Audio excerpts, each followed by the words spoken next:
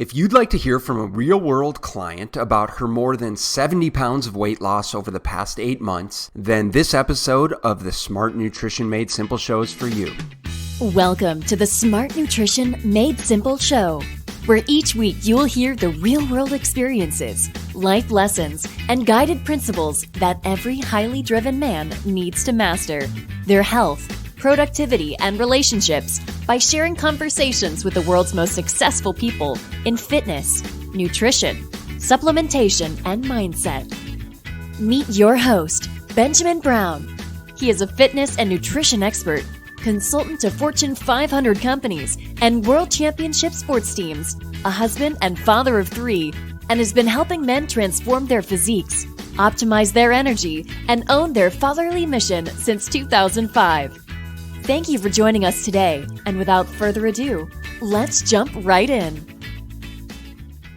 What if I told you you could lose weight while still drinking beer and eating chicken tenders and without having to eat your vegetables? You'd probably tell me I was full of it, and rightfully so, except that today I'm interviewing my amazing client, Emily, a busy attorney who has lost over 70 pounds in the last 8 months, all while still enjoying her craft beer and occasional chicken tenders, and all without harming a single vegetable in the process.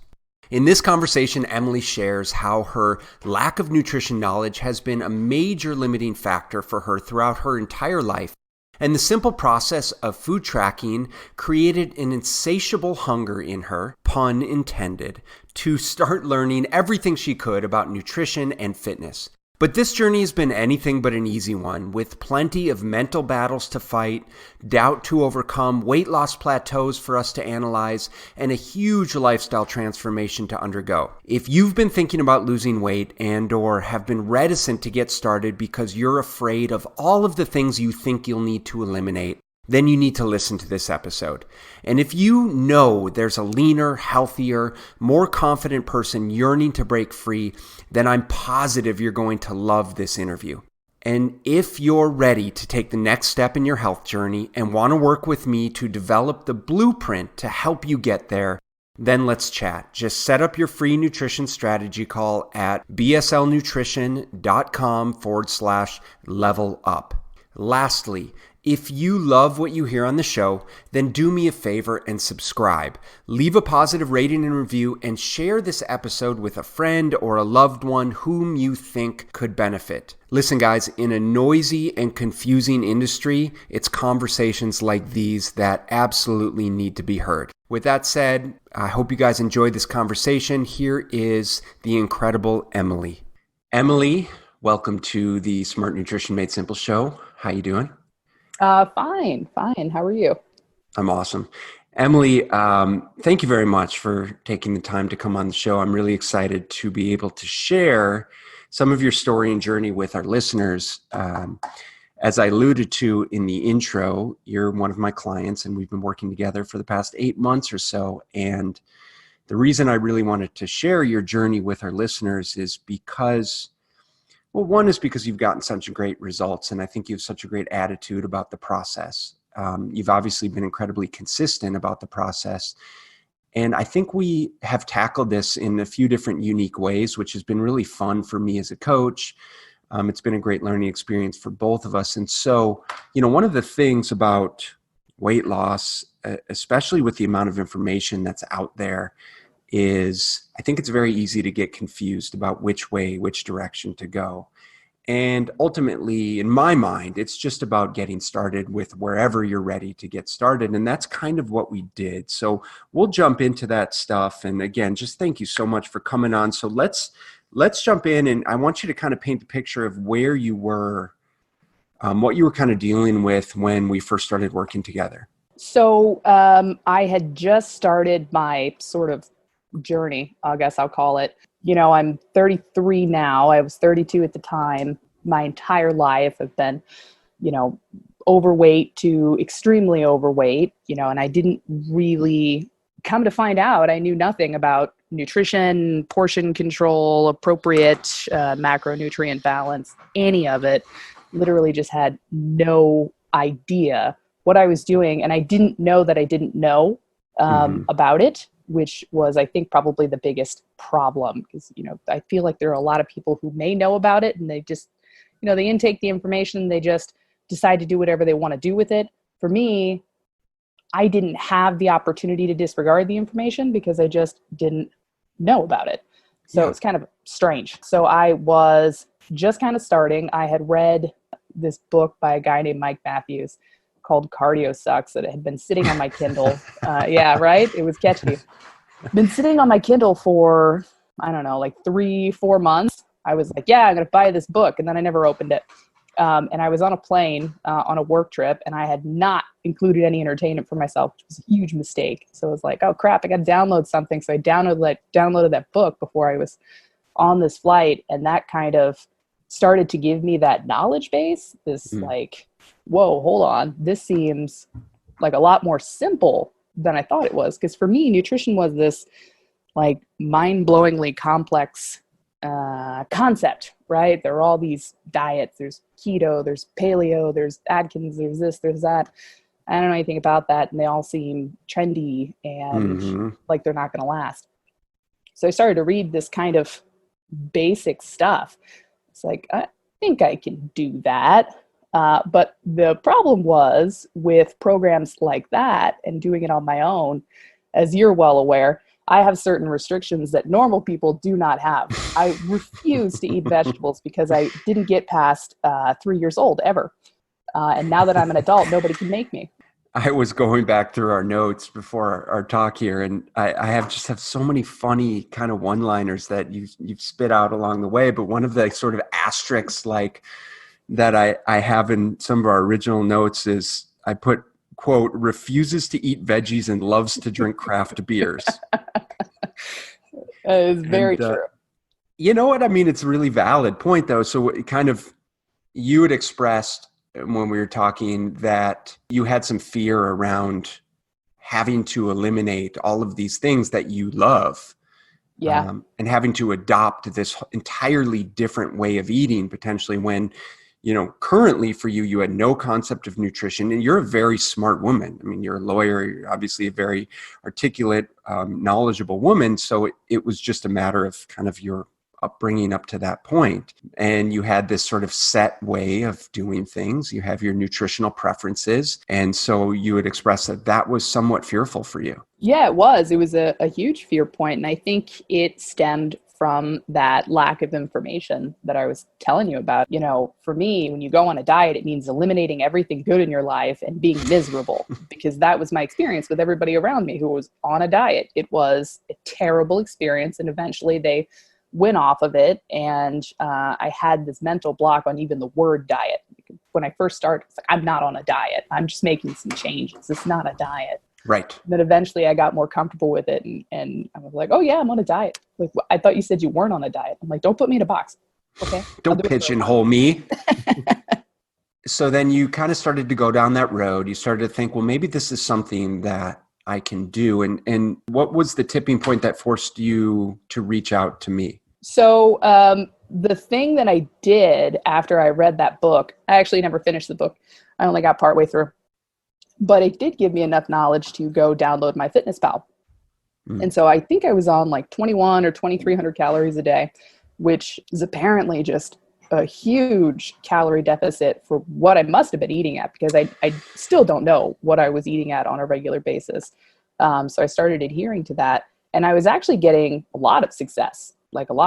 I dropped like 20 pounds in a month or something like that, some crazy number that was just absolutely ridiculous, seemingly doing nothing. What were some of the things that you realized, some of the realizations that you had, like right when you started to log into MyFitnessPal? Were there any kind of big ahas? Oh, absolutely. Portions were just something I had never really encountered before. Like, you're just like, the portion is whatever I want to eat or what looks appropriate. I had no idea what a portion of pasta was. I got a kitchen scale. I started weighing things, knowing how much, which macronutrient was highest in which food, seeing the amount of calories in delicious things versus regular sort of food, which is kind of a ridiculous thing to say. My paralegal actually makes fun of me on the regular with a hint of disdain in her voice, because I was mind blown with how like calorie intensive French fries are. I'm like, whoa, you got to be kidding me. Look at that. I can have like 6 of these and meet my But they're a calorie goal. vegetable. How can that be? They're fried. They don't count. I'll eat it. But yeah, it was mind blowing to me. Like potato chips or corn chips, how incredibly calorie dense those are, and how few of those you can have. So that kind of mental shift you can have when I say you can have and meet a specified calorie goal, and you can have anything you want within reason, obviously, or budgetary concerns. But those sorts of things were the biggest, behind the curtain reveal for me. So you were having great success. So what prompted you to start coaching? Even though I was having a whole lot of success on my own, I had the feeling it was just because I had never really tried to diet before, just because I'd always been afraid of it. And I had thought it through and come to my own realization that I didn't know if I could be successful long-term without a solid knowledge base of nutrition and fundamentals and, how an exercise program plays in. And I knew I needed someone to help me, and I didn't have anybody like that in my life. I needed someone who I could talk to about difficult concepts. I could talk to you about struggles that I was having. I knew eventually I was going to hit a plateau and I wasn't going to know how to deal with it. So that's why I started talking to a friend of mine about potentially working with somebody, and she gave me your name. Awesome. Yeah, well, like I said, it's been nothing but a pleasure working with you over the past 8 months. So since we've been working together, what have been some of the biggest needle movers in your mind that we've implemented that have helped you along the way? Probably the amount of protein I was eating and the amount of fiber I was eating. Neither of those were where they needed to be. And honestly, it's still a struggle for me to get the amount of protein. And I love eating protein-based things. It's just that I love eating carbs a lot more. So those just seem to creep in. And the amount of fiber I was eating as well, which is kind of difficult for me to get enough of because I don't eat vegetables. I flat out refuse, as we've discussed. And a lot of fiber comes from certain types of vegetables that I just don't eat. So those have been a struggle. So learning to deal with my own hunger and strategies for satiety have been big learning points.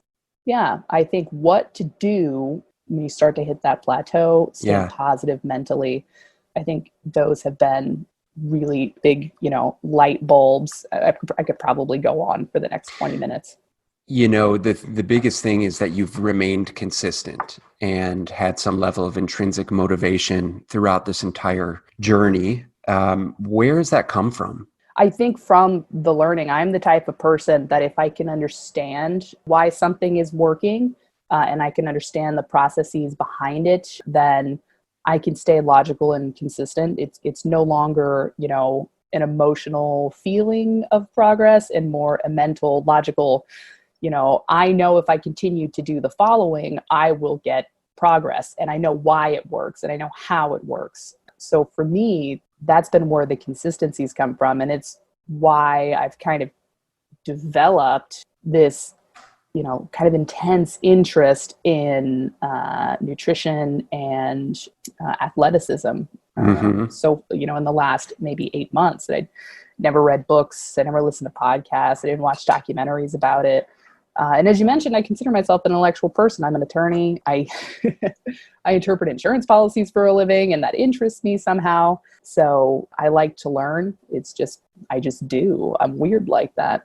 But this had never been an interest for me. So creating it as an interest, may be trite, but knowledge is power, right? And it's been power for me.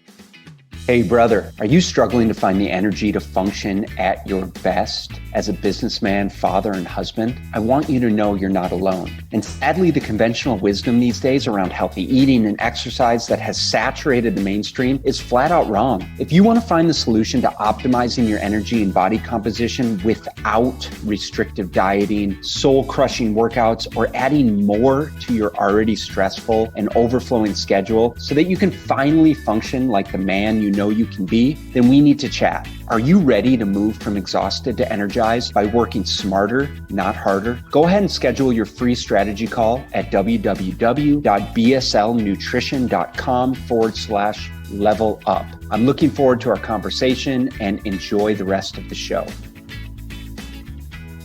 You mentioned that you thrive off of athleticism. And so how have you implemented your cardio and your exercise and your strength training along the way? How pivotal do you think that's been for you? And kind of maybe talk to our audience about how we've progressed that.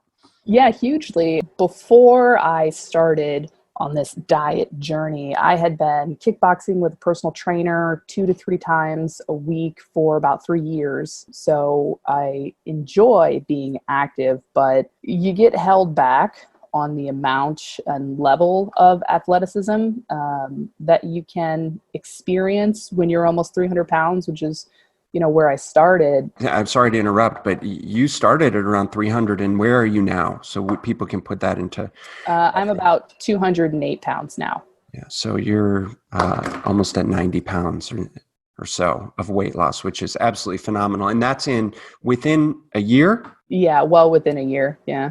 That's incredible. Probably the last 10 months. Really the last 8 months is when I started to track it intentionally. I actually put batteries in that scale that I bought years ago. I had to buy special ones and started to use it on a daily basis to track my weight with the mental reminder every day not to obsess because you're going to get weight fluctuations. I understand that. And every weight fluctuation may not reflect that you've gained a pound of fat, especially when you're on a rigorous strength training program like I am right now. Hopefully some of those fluctuations are due to muscle gain. 100%. So I was kickboxing 3 days a week, but I wasn't experiencing any kind of weight loss at all. And there was some limited portion of strength training with that program.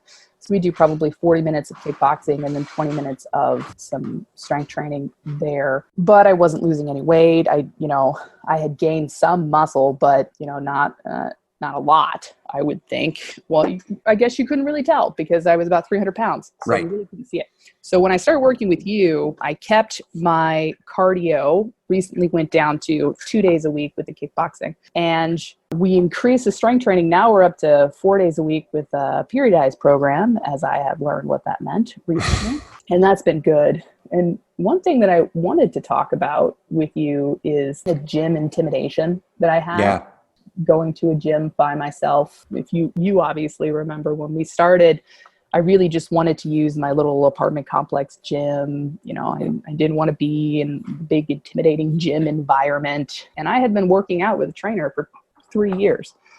So it's kind of one of those, why was it so intimidating? And I can probably talk for a long time about why I think it was, but regardless, I realized quickly that I needed more equipment than was available in the little, apartment gym. So I got a gym membership and I convinced somebody to go with me. And we've been going ever since. And we added in 1 day a week, and that was a huge win for me. 1 extra day of working out a week that wasn't with my trainer, which I thought having the trainer was really important because it would force me to be somewhere, because I hate to disappoint people.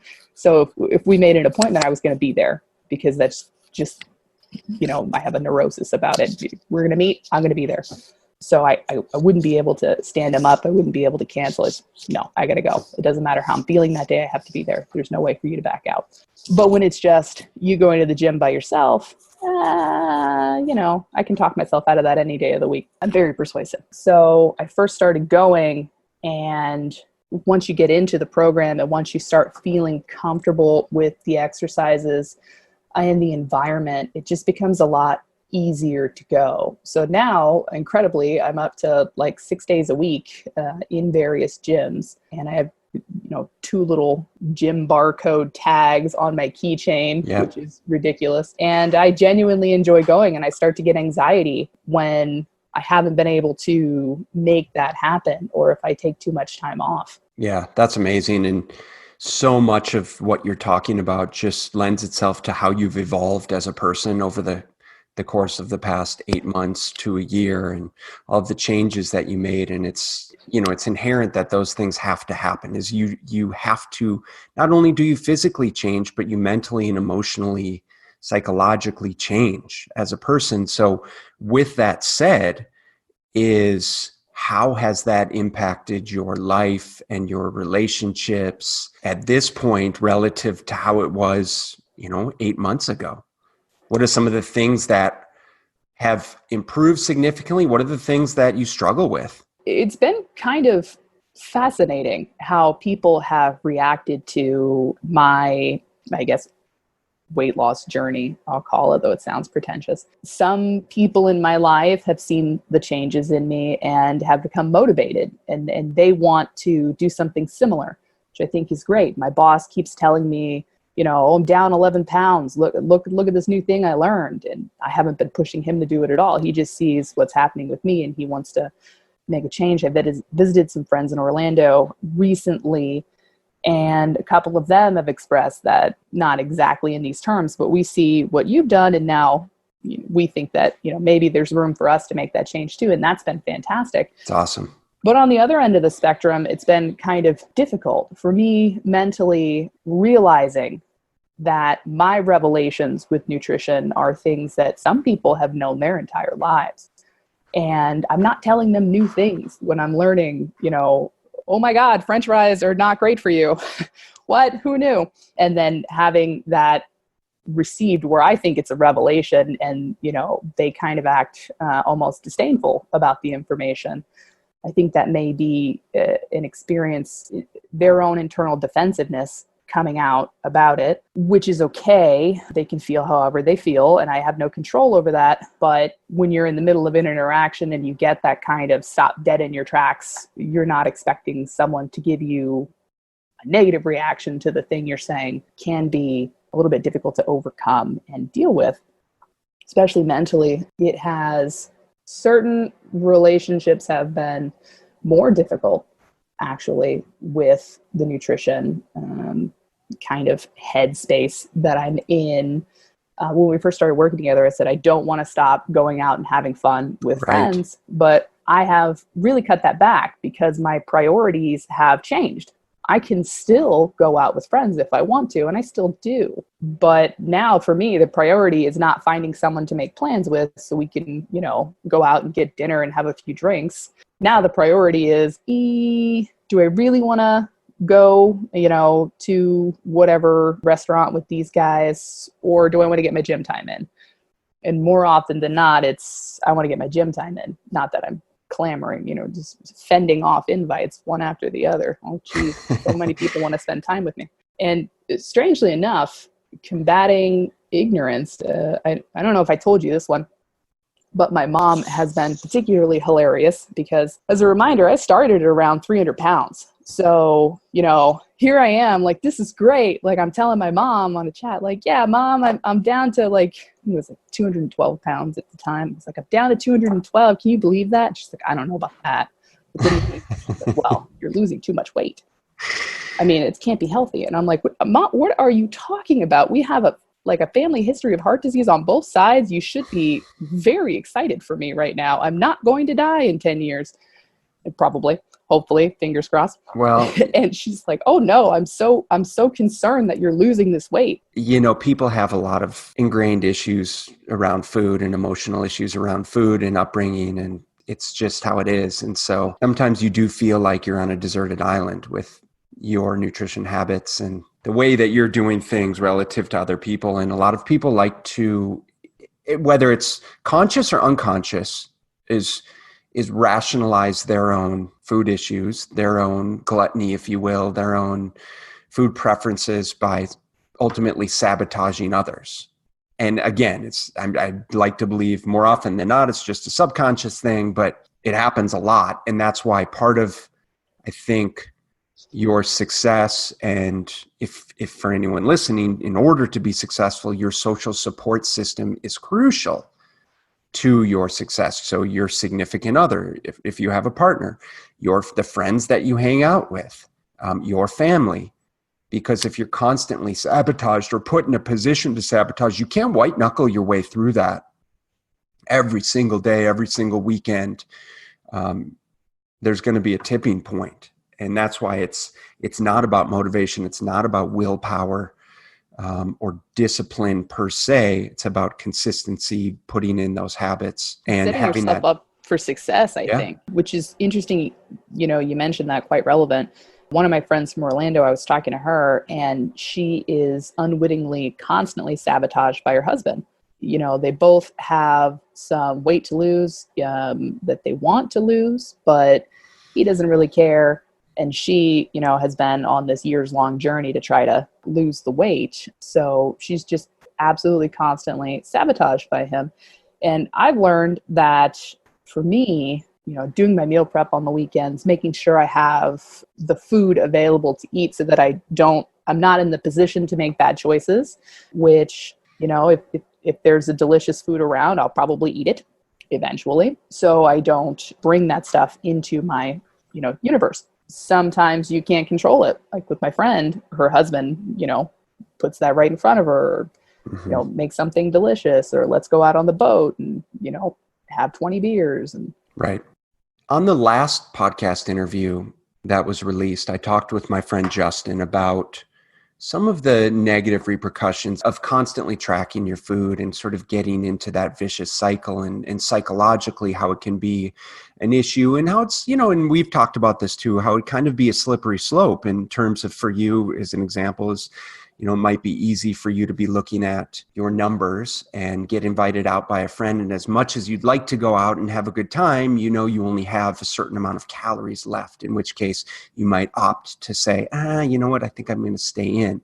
I think it's under certain situations, that's fine. Under other situations, that could be viewed as an issue. So how do you kind of deal with that position that you're in right now, as your life has changed, as your social relationships have changed, as your relationship with food and alcohol has changed, and kind of where do you envision taking that as we move forward with respect to the calories and the food tracking and so on? you know, eventually I hope to be in a position to not track every single thing that goes into my mouth over the course of a day.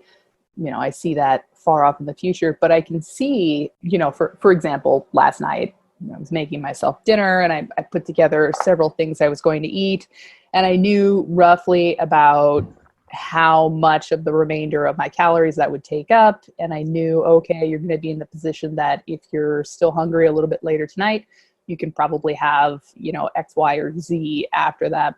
And sure enough, I ate it and I logged it all into my app, and I'm like, okay, great. You've got 200 calories left. You're set for a snack if you want something later.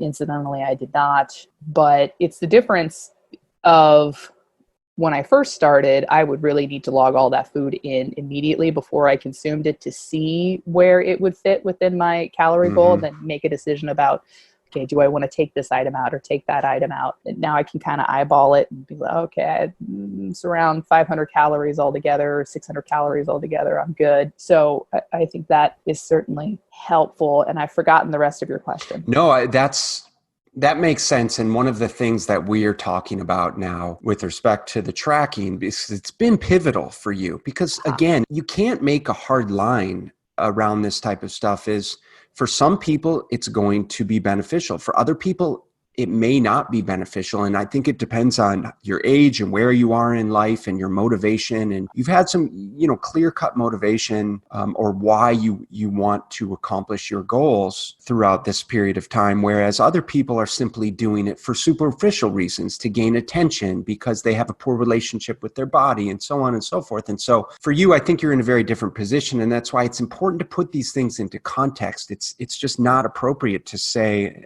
that all food logging is bad. For you, it's been an absolutely pivotal tool to help you create more awareness around what you're eating and whether it's actually helping move you closer towards your goals or not. And when you go through periods of stagnation, then we can objectively assess, Emily, and we can say, okay, well, what's going on with weight? Okay, weight may be plateaued. What's going on with circumference measurements? Well, looks like you're still losing body fat despite the weight changes because of your strength training, because we've been more aggressive with strength training. Or circumstantially, you've been traveling more. Or do we really need to manipulate the calories? And so we have this objective and subjective data to be able to determine what the next step forward should be. And then just to, plug it in and see how you respond.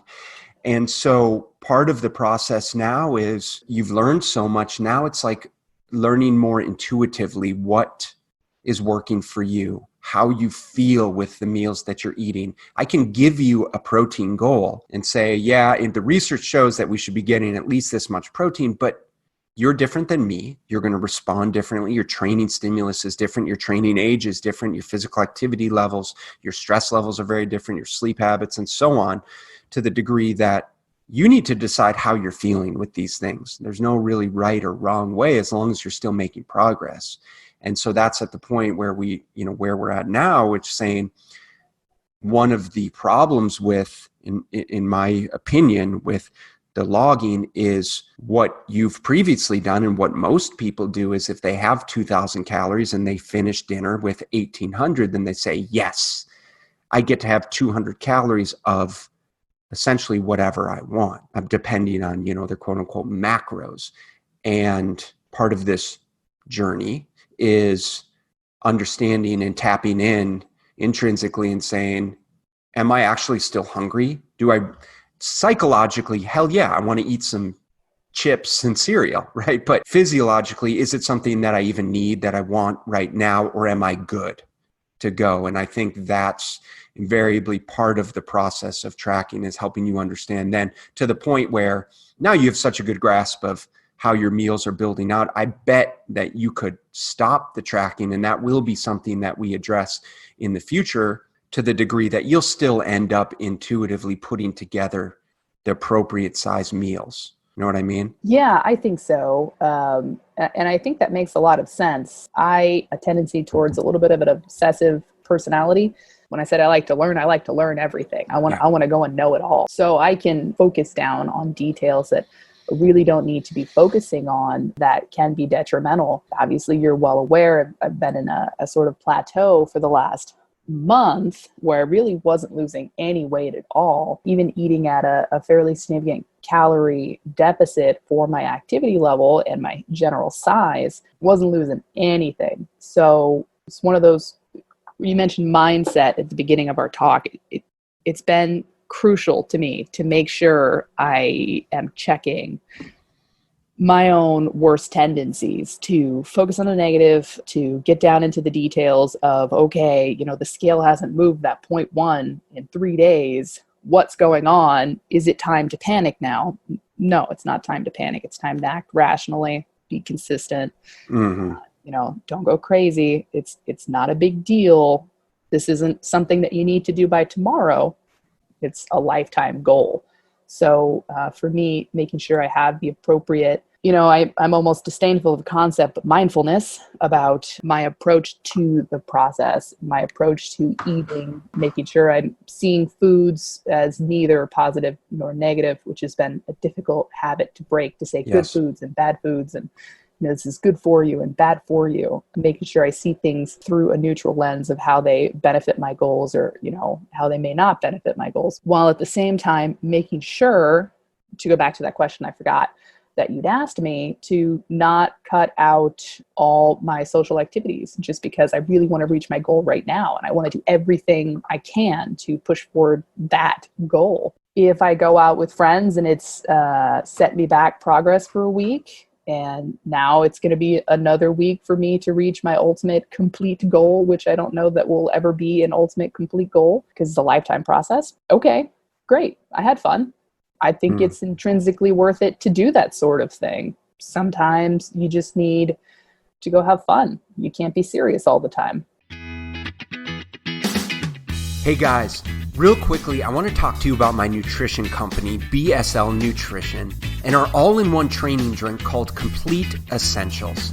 This is a comprehensive exercise formula that I personally created after experiencing years of frustration, working with hundreds of individuals and athletes that were not getting the nutrition that they needed before, during, and after their workouts. After using numerous workout powders that were low quality, overpriced, chock full of caffeine and artificial sweeteners, and were flat out useless, I said enough is enough and figured out how to create a nutritionally dense, comprehensive, and high-quality product with ingredients that you can feel good about taking and giving to your family. When you use Complete Essentials, you'll no longer need pre, during, and post-workout supplements. You'll save time, money, and energy, and get all of the beneficial nutrients you need in one delicious, easy-to-mix drink. It's just the ingredients that you need to give you great natural energy, improve your recovery, and reduce your muscle soreness with no caffeine or artificial sweeteners. You can learn more about our Complete Essentials at bslnutritionshop.com and check out the show notes below for a nice little discount on your first purchase as my way of saying thank you for listening. That's it. Let's head back to the show. You know, one of the things that I appreciate about you is that you are an analytical person. And so I can explain and you understand the intricacies of the dieting process and the statistics that show, you know, that it's almost as if you lose too much weight too quickly, your likelihood of gaining it back is significantly higher, to the degree that we've purposely kind of, in a way, slowed things down along the way because you were getting such good weight loss progress by fluctuating your calories by 500 calories at a time. And there's certainly some good research that shows these types of dieting fluctuations. But just so people understand, because I want to make it very clear that this has in no way been a linear process. And as Emily alluded to, for the past month or so, there's been a bit of stagnation until finally the scale started to dip again. But there were periods where, you know, we would jump between 1,500 and 2,000 calories, depending on schedule, and to essentially just to slow things down, to ensure that her metabolism is appropriately adjusting to the body changes as she goes, so that there's no level of compensation going on, and so that it can effectively adapt to what's happening in the body. And you've been just great about just being very cognizant and even keeled and patient with the process, just understanding like this is not quick. This has been a lifetime of weight gain, you know, so much so that it's going to need to come off nice and slow and steady if you want to keep it that way. And so far, so good. You've been doing absolutely amazing. And it's been just such an honor to work with you and learn from you as we go. It's been so much fun. I just appreciate your attitude so much about this process, because there have been plenty of people that, you know, I've worked with that don't get results right away, and we know it's coming, but they're too impatient or see, you know, shiny object syndrome and go on to the next thing. And then I talk to them a year or two later and they're in the exact same position. And I think everyone has to experience their own ups and downs and learn from their failures. But nonetheless, it's been great. So with that said, I think we'll wrap it up here. Is there anything else that you want to share that you think is important for our listeners to take with them?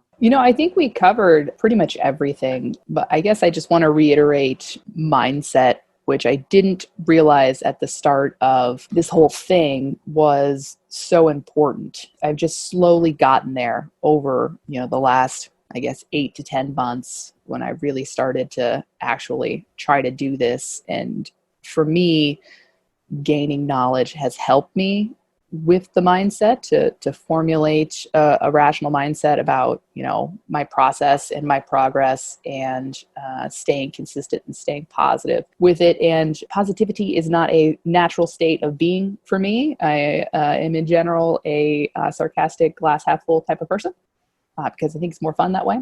Mm-hmm. But it's been very important to me to make sure that I'm not too hard on myself and that I'm not too unreasonable in my expectations. And I just make sure that I remember that this isn't something that needs to happen overnight. I don't need to lose 100 pounds by tomorrow. If it happens next year, great. If it happens 2 years, okay, that's fine too. No big deal. If I'm not losing weight for a month, it's not catastrophic. It's going to happen. It's a plateau. And I'm going to be able to work through it with the tools that I have now. Mm-hmm. The last thing that I want to share with respect to mindset is when we were talking maybe a couple months back, you expressed to me that you found it interesting that you never identified with the woman that you saw in the mirror when you were 300 pounds. You always envisioned yourself as a much smaller person. And to the degree that when you would look in the mirror, you almost didn't even recognize who that person was because you knew who you really were / wanted to be. Could you just elaborate on that a little bit? Sure. Yeah. And I think you've kind of explained it pretty well. It's just this weird revelation that I had. I'd never really took it out and examined it very much before because I didn't want to. You know, when I was almost 300 pounds, you walk past a mirrored window because you avoid actual mirrors. You walk past a mirrored window and you go, who's that? Oh, it's me. You know, you'd see a photograph of yourself that somebody took. That's not me. Who is that in the photograph? At least for me, I don't know that other people feel this way. And now that I've lost a little bit over 70 pounds since I've started tracking, the person who I look at is starting to reflect who I always saw in my mind whenever I would have a mental image of myself. You know, so weird. You go to buy clothes and you know objectively what size you are, and you expect them to look a certain way, and you hold it up and you're like, there's no way this is going to fit me. And it's actually your size. You're like, okay, I'm actually, 2-3X type clothing. Who knew? Apparently I didn't. And now I kind of do the reverse. I hold up a size large in women's, which have never fit into probably since grade school. And I'm like, this is my size now. I can't even conceptualize that. But yeah, it's been a weird mental journey for me in that regard. But I think that's been the absolutely crucial element to acknowledge, is that for the entirety of this program, for the entirety of this mission of yours, this lifestyle change of yours, is you've had a very clear vision of who this person is. And all it is just working back to this certain point of how you look, how you feel, how you dress, how you act. You are that person already. You are that person. It just wasn't being reflected with your nutrition and lifestyle habits. And now you're just working backwards to get back to where you are. And I think that's absolutely crucial for people to identify with, is if you don't know where you want to go, how are you going to get there? So if you're listening and you have a goal to lose weight, then ultimately you need to identify with who that person is that you are becoming. What do you look like? What do you feel like? How do you dress? How do you act? How has your life changed? Who are you surrounding yourself with? Because all of those things will come to fruition and need to come to fruition in order for you to become that person, is what I'm saying. So with that said, I think perfect timing to wrap it up. Emily, you're amazing. Thank you so much for taking the time to share this with our listeners. I feel super grateful to have the opportunity to work with you, and I'm looking forward to continuing on. Yeah, well, thanks for having me on. I really appreciate it. Also, keep the compliments coming. I need my ego to be elevated a little bit more. Thanks. I'll talk to you later. Take care. All right. Thanks. Bye. Bye. Did you love this episode of the Smart Nutrition Made Simple show? Then head on over to iTunes, subscribe, and leave a positive rating and review. And more importantly, share this with other men that you know are dedicated to leveling up in every area of their life by learning how to live healthier, more energetic, and productive lives so that they can optimize their health for their family and future. Thank you for listening, and if you want to find out more about how you can work directly with Ben, then just head on over to www.bslnutrition.com/level up.